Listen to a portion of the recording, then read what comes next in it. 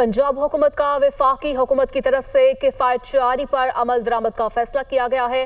तालीमी इदारों की क्लासेस ऑनलाइन करने की सिफारिश ज़राए के मुताबिक पंजाब में सरकारी दफातर हफ्ते में 4 दिन खोलने की सिफारिश पेश की गई।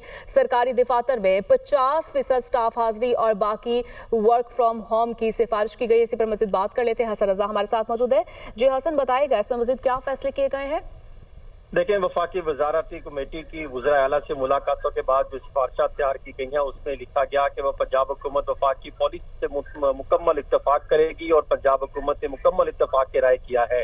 इसी तरह वफाकी हुकूमत को भी फैसला करेगी और पंजाब हुकूमत इस पर मुकम्मल अमल दरामद कराएगी। तलीमी इदारों की क्लासेज ऑनलाइन करने की सिफारिश की गई है।